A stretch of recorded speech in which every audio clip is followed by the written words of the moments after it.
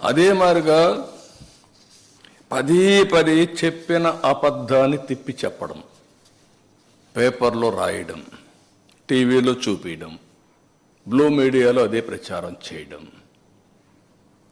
ఇక్కడ కల్తీనే జరగలేదు అంటాడు. కల్తీని జరగలేదు అంటూనే ఈవో చెప్పాడంటాడు జరగలేదని. ఈవో పదే పదే చెప్పాడు. ఏదైతే ఆ కంపెనీ ఉందో ఏఆర్ కంపెనీ, ఏఆర్ డైరీ, ఆ డైరీ 8 ట్యాంకర్లు పంపించింది. 4 ట్యాంకర్లు కన్జ్యూమ్ చేశారు. పదే పదే వచ్చిన కంప్లైంట్ చూసిన తర్వాత ఈవో చెప్పినా వినలేదు కాబట్టి ఈ 4 ట్యాంకర్లు రిజెక్ట్ చేసినప్పుడు ఎన్డీడీబీకి పంపించారు, టెస్టింగ్ పంపించారు, ఎన్ఏబిఎల్ టెస్టింగ్. ఇది ఎన్డీడీబీ ఇచ్చిన రిపోర్ట్. ఇది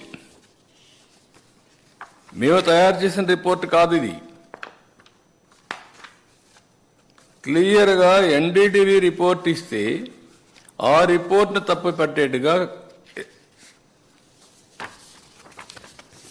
ఈ రిపోర్ట్ ఎన్డీడీబీ ఇచ్చిన రిపోర్ట్. ఇది చాలా క్లియర్గా 4 శాంపుల్స్ పంపించినప్పుడు 4 ట్రక్స్ నుంచి, ట్యాంకర్స్ నుంచి చాలా స్పష్టంగా వాళ్ళు రిపోర్ట్ ఇచ్చారు.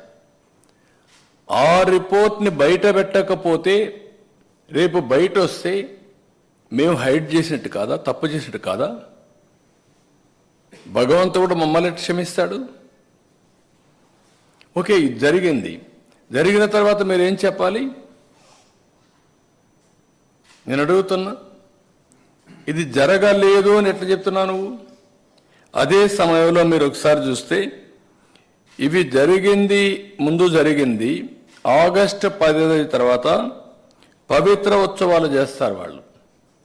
తెలుసో తెలియకుండా దోషాలు జరుగుంటే క్షమించమని దేవుణ్ణి కోరుకుంటూ ఒక ఉత్సవాలు చేసి అలాంటివన్నీ కూడా ఇచ్చేయడం కోసం, పవిత్రతను కాపాడడం కోసం ముందుకు పోతారు. ఇది జరిగిన తర్వాత మళ్ళా అలాంటి ఉత్సవాలు అవసరం లేదు, జరిగింది విన్నాము కాబట్టి ప్రోక్షణ చేయాలి అని శాంతి యాగం చేశారు 23వ తారీఖున మొన్న.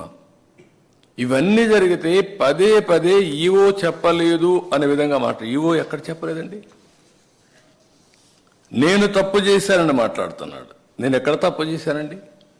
అంటే మీ పీరియడ్లో ఈ మార్గ జరిగింది, పలాని కాంట్రాక్టర్కి ఇచ్చారు, 319 రూపాయలకు గీకిచ్చారు, నాసిరకం గీ వచ్చింది అని అంటే ఏ విధంగా మీరు సమాధానం చెప్పాలండి? నేను అడుగుతున్నా, ఎందుకు కండిషన్స్ అన్నీ మార్చారండి? టెండర్ పిలవడానికి ఎందుకు కండిషన్స్ మార్చారో సమాధానం చెప్పండి. అన్ని కండిషన్స్ మార్చి ట్రేడర్స్ని ఎంకరేజ్ చేసి తక్కువ ధరకు ఇచ్చారని రివర్స్ టెండరింగ్కి వెళ్ళి ఇలాంటి నాసిరకం నెయ్యి తీసుకొచ్చి అపవిత్రం చేసి ఎన్నిసార్లు భక్తులు ఆందోళన చేశారండి. అక్కడ అన్నదానంలో అన్నం బాగాలేదని, భోజనం బాగాలేదని ఎన్నిసార్లు చెప్పారండి? అదే మాదిరిగా రూములు బాగాలేవని ఎన్నిసార్లు చెప్పారండి? ప్రసాదం బాగాలేదని ఎన్నిసార్లు డెమాన్స్ట్రేట్ చేశారండి? అలాంటి నాసిరకమైనటువంటి పదార్థాలను వాడి ఇలాంటి తప్పుడు పనులు చేసి ఇప్పుడు మాట్లాడుతూ ఇవన్నీ కూడా ఈవో చెప్పలేదు, రిపోర్ట్లు లేవు, నేను మాట్లాడానని. మొత్తం కూడా మనం చూస్తే ఇక్కడే కాదు, అన్ని టెంపుల్స్లో కూడా ఇలాంటి జరిగాయి. మొత్తం టెంపుల్స్ అన్ని ప్రక్షాళన చేశాం. 5 సంవత్సరాలు కొన్ని టెంపుల్స్ అయితే రాముల వారి తల తీసేస్తే, రాముడు తల తీసేస్తే రామతీర్థంలో ఇంతవరకు ఇన్వెస్టిగేషన్ లేదు.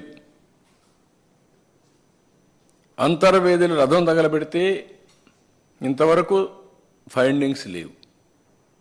దుర్గమ్మ గుడిలో ఆ లైన్స్ ఏవైతే ఉన్నాయో అవన్నీ దొంగిలించకపోతే దాని మీద యాక్షన్ లేదు. ఇలాంటివన్నీ జరిగిన తర్వాత నిన్న కూడా అనంతపూర్లో హనకన్కల్ విలేజ్లో కనేకల్ మండలంలో ఈశ్వరుడు అనేవాడు నేనే తగలబెట్టాలని చెప్పే పరిస్థితికి వచ్చాడు రథాన్ని. అంటే ఇతను వైఎస్ఆర్ కాంగ్రెస్ పార్టీ. మీ ఇష్ట ప్రకారం తగలబెడితే మేము మిమ్మల్ని సమర్థించాలి, లేదు ఇలాంటి చేసి మత సామరస్యాన్ని రెచ్చగొట్టి రాజకీయ లబ్ధి మీరు పొందాలంటే మేము గమ్మునుండాలి. ఎక్కడిదండి ఇది? ఒక రాజకీయ పార్టీకి ఉండవలసిన లక్ష్యాలు మీకున్నాయా? ఆ హుందాతనం మీకుందా? మీరు రాజకీయాల్లో ఉండడానికి అర్హత ఉందా మీకు? I'm asking straight question.